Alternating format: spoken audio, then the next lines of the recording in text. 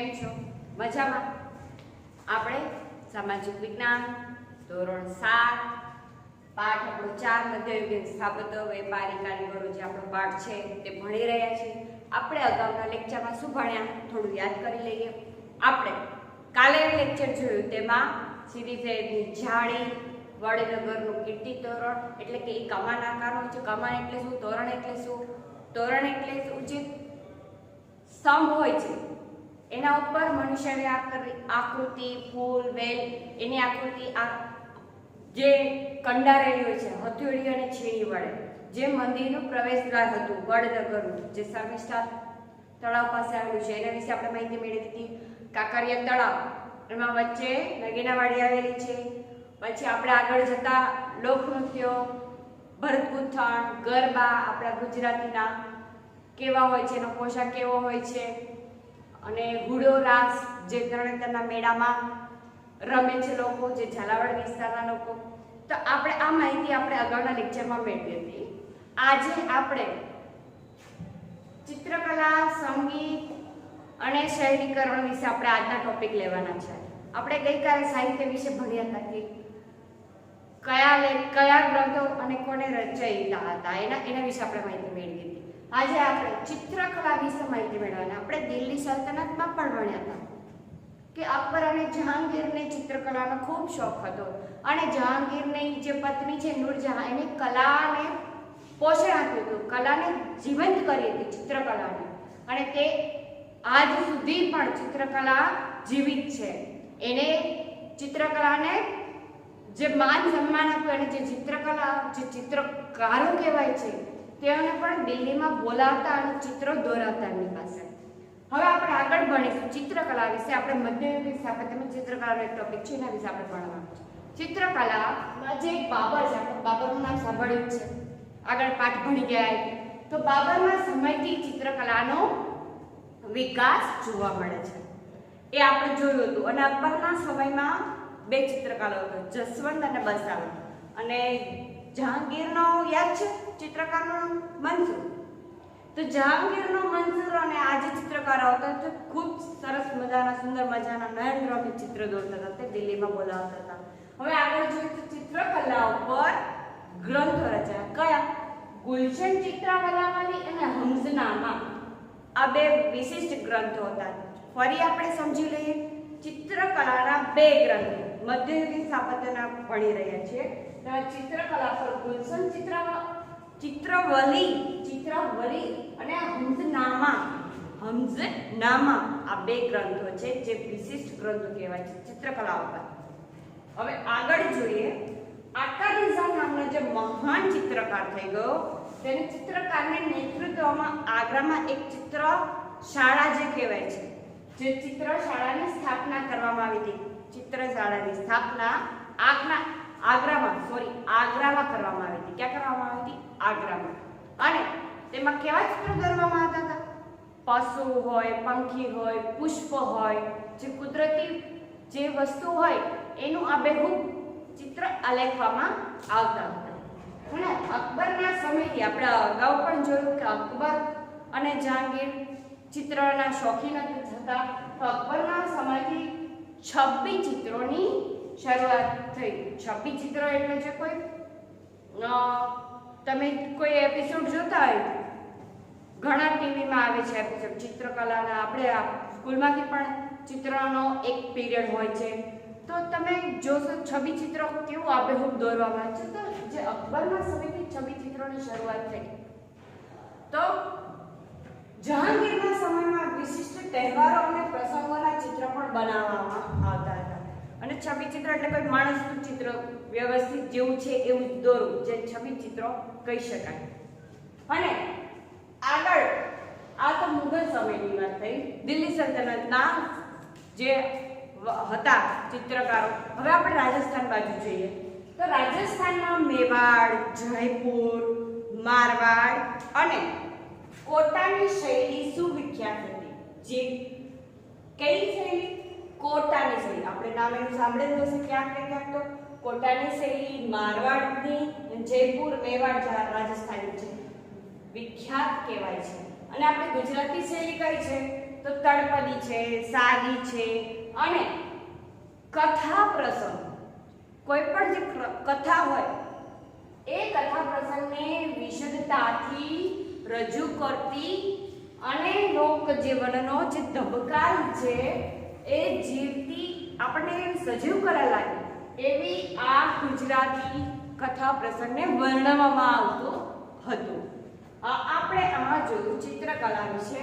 હવે આપણે આગળનો ટોપિક છે સંગીત. મધ્યયુગમાં સંગીત કલા વિશે કોણ થયા, કોણે શું લખ્યું, કેવી રચના થઈ એના વિશે આપણે આમાં માહિતી મેળવવાની. તો સંગીત વિશે જોઈશું.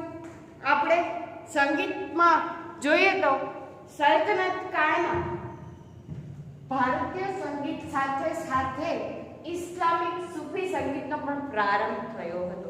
કારણ કે આપણને ખબર જ છે કે આપણા ભારત દેશમાં અનેક વિદેશી પ્રજાઓ આવી હતી. ખાસ કરીને આપણા દિલ્હી સલ્તનત જોયું તો જે બધા ઇસ્લામિક શૈલીમાં માનનાર હતા. તો ઇસ્લામિક શૈલી સૂફી સંગીતનો પણ પ્રારંભ થયો. કારણ કે અહીંયા આવી વસ્યા તો મિશ્રણ આપણી ભારતીય શૈલી અને જે ઇસ્લામિક જે સંગીત હતો એ સંગીત બંનેનું મિશ્રણ પણ ક્યાંક જોવા મળે છે. તો ઇસ્લામિક સૂફી સંગીતનો પ્રારંભ થયો હતો. અને અમીર ખુશરો, આપણે નામ સાંભળ્યું છે અમીર ખુશરો, અને એનું ચિત્ર પણ જોયું છે, વિડીયો જોયો હોય તો ખ્યાલ હશે. અમીર ખુશરોએ કવાલીની શોધ કરી. તમે ટીવીમાં જોયા જ હશે કવાલી, ઘણી એવી કવાલી જોઈ હશે, પણ એની જે શોધ કરી બહુ પ્રાચીન વાત થઈ અમીર ખુશરો. આપણે ભણ્યા છે અમીર ખુશરો વિશે. તો અમીર ખુશરોએ કવાલીની શોધ કરી અને ધ્રુપદને બદલે ખયાલ પદ્ધતિ દાખલ કરી હતી. કઈ પદ્ધતિ? ખયાલ પદ્ધતિ.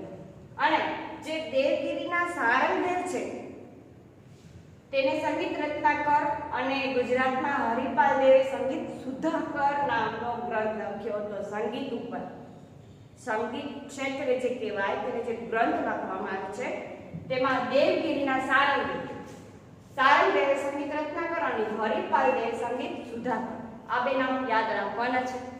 ખાસ એમસીક્યુમાં પૂછાઈ શકે.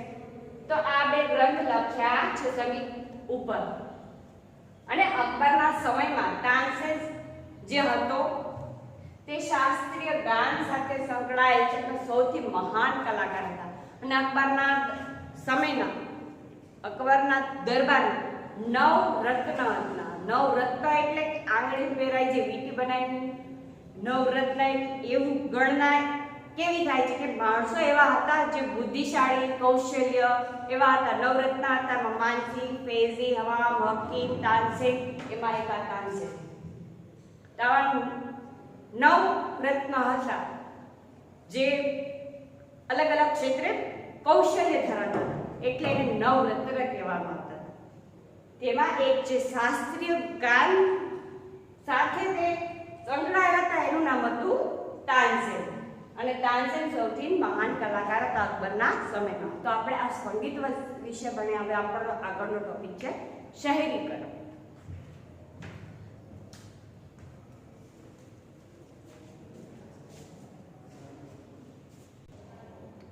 આપણે ચિત્રકલાની હમણાં જ ચર્ચા કરી, ચિત્રકલા સંગીત. તો આપણે થોડુંક સાહિત્ય વિશે જોઈ લઈએ. ભાષ્ય રામાનુજાચાર્ય લખ્યું. ભાષ્ય રામાનુજાચાર્યએ લખ્યું છે. આ ગ્રંથ છે. અને કાવ્ય પ્રકાશ કોણે લખ્યું છે કે મોહમ્મદ.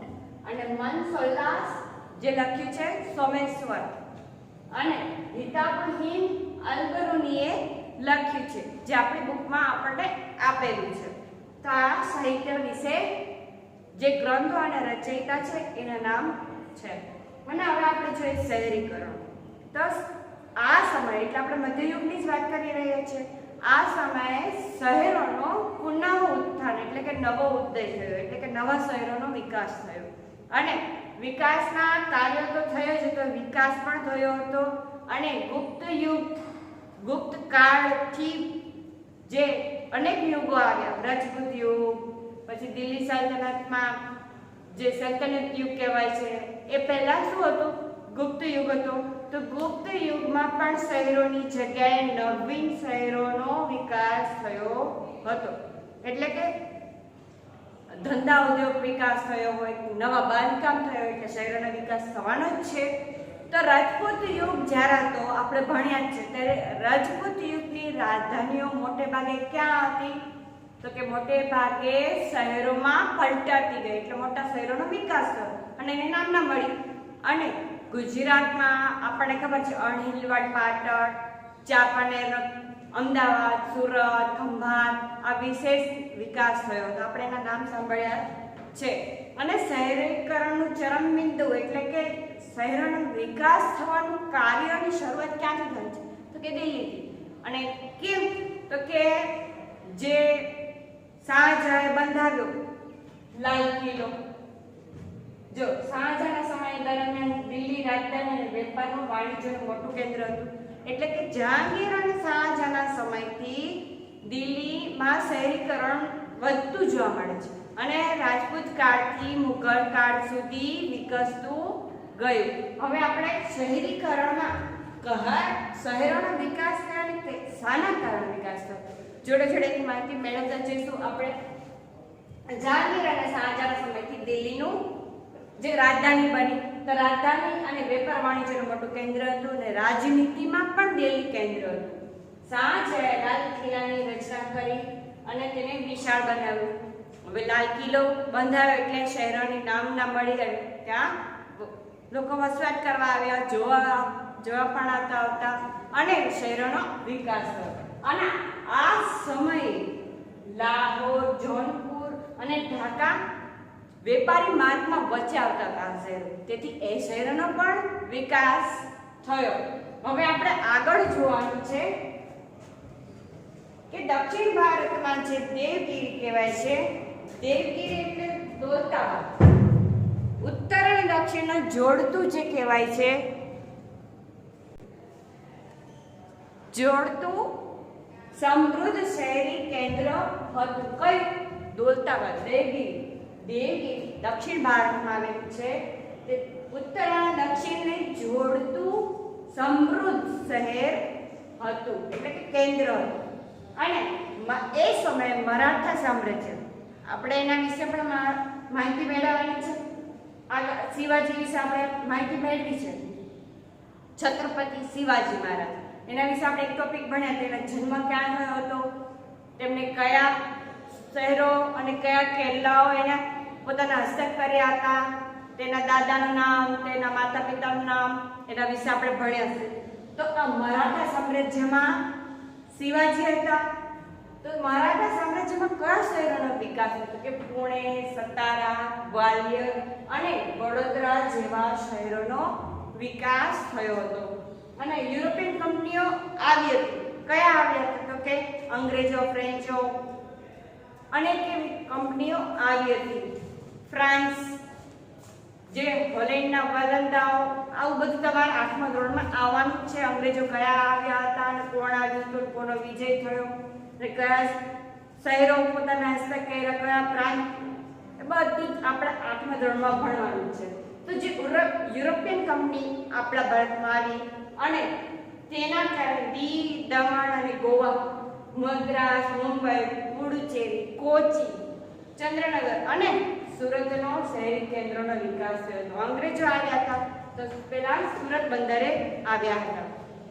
અને જહાંગીરના સમયમાં જે અંગ્રેજો હતા, જે વહાણના જળમાર્ગે આવ્યા હતા, એનો કપ્તાન હતા બે હતા, સર થોમસ રો અને હોકિન્સ, બે આવ્યા હતા. અને જહાંગીરના સમયમાં આપણા ભારતમાં વેપાર કરવાની પરવાનગી મેળવી હતી અને સુરત બંદરે તેઓ આવ્યા હતા. તેથી તે સુરત બંદરનો વિકાસ, આપણે પ્રાચીન સમયથી સુરત બંદરનો તો વિકાસ થયો જ હતો.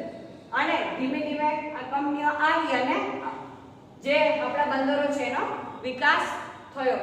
અને વિજયનગરની રાજધાની હમ્પી હતી. આપણે અગાઉ કૃષ્ણદેવરાય વિશે ભણ્યા. કૃષ્ણદેવરાય વિજયનગર ના રાજા હતા, એ આપણે ભણ્યા હતા. અને તેની રાજધાની કઈ હતી? હમ્પી હતી. અને હમ્પીમાં આવેલા જે વિદેશી મુસાફર હતા, જે વિદેશી મુસાફર અહીં જોવા આવતા, કારણ કે મંદિરોની સ્થાપના કરાવી હતી. જે કૃષ્ણદેવરાય છે તે આંધ્રના ભોજ તરીકે ઓળખાય છે. શું? આંધ્રના ભોજ તરીકે ઓળખાય છે, કારણ કે અનેક કિલ્લાઓ, અનેક નગરો અને આખા એના નગર એને શણગાર્યું હતું કૃષ્ણદેવરાય. તેથી વિદેશી મુસાફરો છે તે હમ્પીના વિશિષ્ટ હુન્નર ઉદ્યોગોની માહિતી આપે છે કે અહીં સુંદર મજાની સ્થાપના થઈ છે. શેની? મંદિરોની બાંધકામ વિશિષ્ટ પ્રકારના છે. એ વિદેશી મુસાફરોએ લખ્યું છે પોતાના લખાણોમાં અને કહ્યું છે કે અહીં હુન્નર ઉદ્યોગો પણ સારા એવાનો વિકાસ થયો છે. કયા ઉદ્યોગો છે હમ્પીમાં? તો વિજયનગર થી જે સુતરાઉ કાપડ, રેશમી કાપડ અને મસાલા જે છે તેજાના જે કહેવાય છે તે સહિતની ચીજ વસ્તુઓ યુરોપમાં જતી હતી. એટલે કે આપણા ભારત દેશમાં તેજાના, મરી મસાલા, સુતરાઉ કાપડ, રેશમી કાપડ ગુણવત્તા જે કહેવાય તે ખૂબ સારી હતી અને જે આપણી જે આ ચીજ વસ્તુઓ છે એ વિદેશોમાં પણ જતી હતી. હવે આપણે આગળ જોવાનું છે કયા શહેરોનો વિકાસ થઈ જોઈએ આપણે.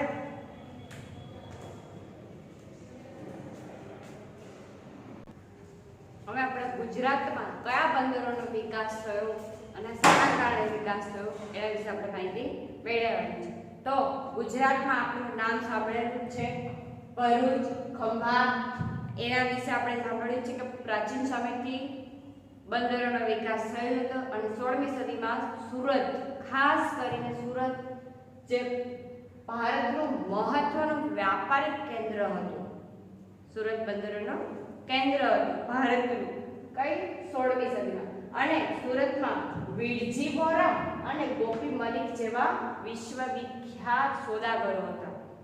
તે સુરતમાં રહેતા હતા અને સુરત 17મી સદીમાં મસલિન, સુતરાઉ કાપડ અને જહાજ બનાવવાનો ઉદ્યોગ વિકસ્યો થયો. હવે આપણે ખાસ કરીને સુરત વિશે માહિતી જ મેળવવાની છે.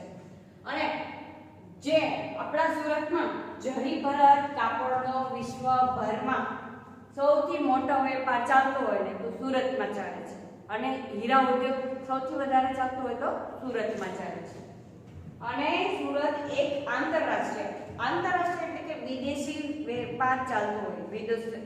જે વિદેશી દેશો હોય એની સાથે વેપાર જે ચાલતો હોય તો એ આંતરરાષ્ટ્રીય વેપાર જે જળ માર્ગે આવતો હોય, સમુદ્ર માર્ગે આવતો હોય તો એ બંદર તો હતું સુરત. તો આંતરરાષ્ટ્રીય બંદર હોવાથી ભારત અને જે યુરોપિયન હતી કંપનીઓ એનો વેપારી અનેક સંસ્થાઓ જોવા મળ્યા હતા. ક્યાં? સુરતમાં. અને સુરતમાં મરી મસાલા, સુતરાઉ અને રેશમી કાપડ તથા ગળીના મોટા ગોદામો હતા. ક્યાં હતા? સુરતમાં. શેના ગોદામો હતા? તો કે મરી મસાલા, સુતરાઉ કાપડ અને રેશમી કાપડ. આપણા પ્રાચીન સમયથી બધું જ આપણે વિદેશોમાં મોકલીએ છીએ અને એની માંગ આપણા ભારત દેશમાંથી ખાસ હતી. ભારતની જ માંગ એટલે કે ભારત દેશમાં જે વસ્તુ થતી એની માંગ હતી વિદેશોમાં. તો મરી મસાલા, સુતરાઉ અને રેશમી કાપડ ગળીના મોટા ગોદામો સુરતમાં હતા. અને સુરતમાં ઉદ્યોગ ધંધાઓના વિકાસને કારણે જ અને વિદેશી વેપાર ચાલતો હતો. વિદેશી વેપારને કારણે એના પરિણામે ઉદ્યોગ ધંધાનો વિકાસ થયો. કયા ઉદ્યોગ ધંધા? તો કે ગોદામો, પેકિંગ, વહાણ બાંધવાના ઉદ્યોગો અને નિવાસની વ્યવસ્થા, વણાટકામ જે ગૃહ ઉદ્યોગ કહી શકાય, વણાટકામ, છાપકલા, ધાતુકલા વ્યાપક વિકાસ થયો હતો. તો આપણે આ માહિતી મેળવી શહેરીકરણની અને આપણે જોયું ગુજરાત પર ખાસ કરીને સુરત બંદરનું વિકાસ શાના કારણે થયો તો કે ઉદ્યોગ ધંધાના કારણે, યુરોપિયન કંપની આવી છે એના કારણે અને ગોદામો હતા એના કારણે, જરી ભરત એના કારણે, હીરા ઉદ્યોગ એના કારણે. આ બધા જ કારણે 17મી સદીમાં સુરત હતું તે વિકાસ પામ્યું હતું અને કેન્દ્રમાં ભારતનું કેન્દ્ર પણ હતું સુરત. ભારતનું મહત્વનું વ્યાપારિક કેન્દ્ર સુરત હતું.